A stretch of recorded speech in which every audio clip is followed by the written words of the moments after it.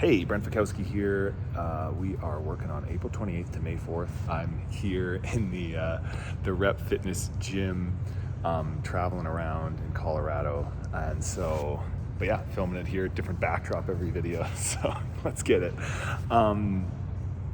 Different blocks. So last training block's done. This training block. So last training block, we did a lot of single leg work. I've always found that when I'm doing a lot of deadlifts, a lot of cleans, a lot of snatches, a lot of front squats, back squats, that double leg work, obviously that's good for absolute strength and you need that, but taking a little break from that, total less load, like central nervous system wise, because you just can't do as much single leg, but also helps with some imbalances, maybe some knee health, definitely back health I've found. And so this week, back to more double leg work. We've got the back squat volume and the drop sets. We've got the tempo front squats and some drop sets, paused deadlifts. Next training block, we're going to be focusing on some speed with those movements. So, for this block, each week is going to do this. So with that, like for example, on the back squat, right? Don't, you're building to a set of 10 and then you're doing 2 by 10 at a drop set. You don't need to find your true 10 rep max here. Let's find like a solid technical max. It should be hard. It shouldn't be super fun after rep 7, but at the same time, like, don't break down on technique here. We're building up for a few weeks. We're gonna be doing, some similar progressions with that, adjusting things a little bit. That'll be fun for next week. But, just keep in mind, like, this is the start of a block. So you're kind of like dipping your toes in the water, getting familiar with, okay, like, what is my 10 rep? Let's start something reasonable. Same goes for the tempo front squats. I wanted to talk about that. The other one we're doing here is, so obviously last one we did a lot of handstand push-up focused strength work with like that strict press into the push press, and now we're doing like some deep deficit handstand push-up work, and then we're going to be building it as some more like muscle endurance, speed burnout stuff. Next training block, which is exciting.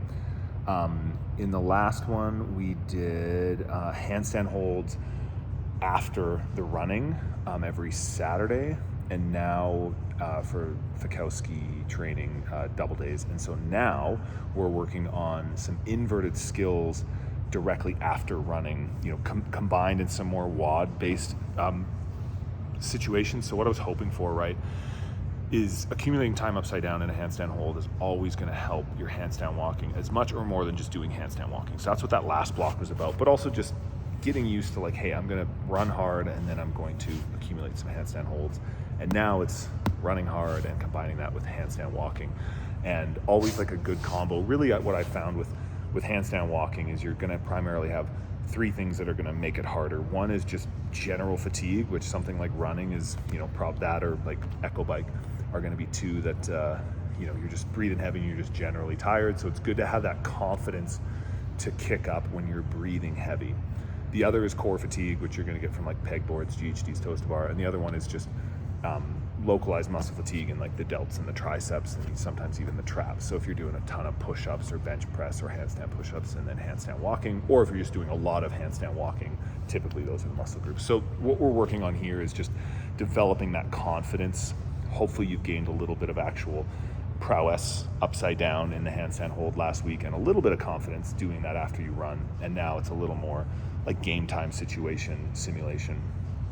Let's see, what were the other things I wanted to go over? Honestly, just the, let me get the date right here, the Tuesday morning for the double day, and just the Tuesday for the single day.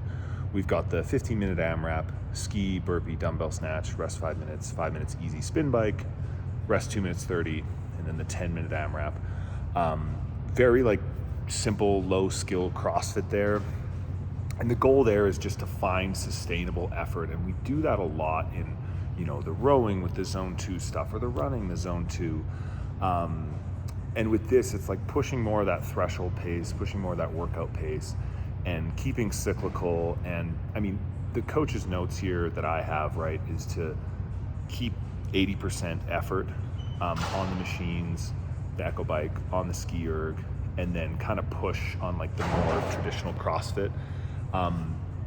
Because these are lower skill movements, this is and we did a ton of double unders the last training block, so you should be feeling confident there, or at least know where your skill level's at. This is such a good opportunity, yes, to focus on some technique, but really to find like your flow state, like your zone. Really pay attention to that like inner feeling of your body. And I've been talking to more people while I've been traveling about like some sports science stuff, whether that's WOD science. I've done the stuff with the mask and the muscle oxygenation and nitric oxide and heart rate and lactate, and there's all these different things you can test. How much CO2 you're breathing out, all this stuff, and all that stuff's valuable. But when we're training here and when you're looking to compete, what really is important is feeling that internal thermometer of your own fatigue, right? And really knowing like how hard I can push. And a workout like this that's mixed modal, right, with kind of CrossFit movements kind of all slammed together, that kind of training and feeling the ability to go up and down in gears and speed is just so important. And so just like really try to listen to your body in this. I know I'm like talking a lot. Maybe you're listening to this, you're saying like, what is he even saying? What I'm saying is try to find a sustainable pace on the machines, transition very quickly to the next piece of equipment, and move a little bit faster on those than you maybe would typically do, right? So try and do those 15 burpees like smooth and fast, immediately go to the dumbbell snatch, do touch and go if you can, and get back on the ski erg, and then kind of like modulate and catch your breath a bit while still, not just resting. And, finding that sweet spot of like using the machines as more of a reset and a rest point, and then pushing the pace on those other two movements and really pushing the transition, making sure when you're done the double kettlebell hang power clean and jerks or the single dumbbell snatch, and those are hard, like those are on the heavier end if you're using the RX weights, making sure you like hit that lockout, put the weights down, and immediately transition on the machine, get it going. Even if it's slow, get it going. So this is more just like competition practice and just trying to get in the zone with something that's simple like this, because you don't have to focus as much on technique, because you don't have to focus as much on like pacing and like weird movements, changing weights or whatever that is. Really just try and stay in touch with, can I keep a consistent pace that's like aggressive, and can I modulate and kind of recover on the machines? So we're going to be doing these sorts of things every Tuesday, like really kind of simple CrossFit combos there, like monostructural weightlifting, cyclical stuff, maybe mixing a barbell in some of those. I'm excited for that. I think like those are the types of pieces that when people are like, oh, I'm not very good at pacing, here's your opportunity, right? Like this is the opportunity, this is the time to do that and to work on that. Honestly, let's call it there. I think that there's enough there. The one thing I will mention as well, if you're doing the single day training, when you look at Friday, I have the power clean, the tempo front squat that drops out of the tempo front squat, the pause deadlift, and then a very short CrossFit workout. If you don't have the time, just take out the pause deadlift, right? So you can do the power clean, do the front squat, and then just do the workout that, this week has deadlifts anyway. I wanted to include that in there if you're on the single day track, but at the same time understand like, hey, if you just got the hour, that's what I would probably take out. Or you could, maybe cut the front squat work short, or do squat cleans. I mean, it's all up to you really anyway, but that would be my recommendation, is do the warm up, hit the power cleans, do the tempo front squats, and then get started on the WOD, and you should be able to still fit that all in within an hour. And lastly, there is a drill. I guess I can include it. Actually, I'll just include it right here. I realize I filmed it. Hot dog hamburger portrait, and I'm filming this right now in landscape. But a quick drill I'm going to add in right here for the ring muscle ups. We're going to be doing ring muscle up drills. Felt like the feedback was really good regarding all the rope climb drills from last block, and so we're going to be doing some ring muscle up drills this block.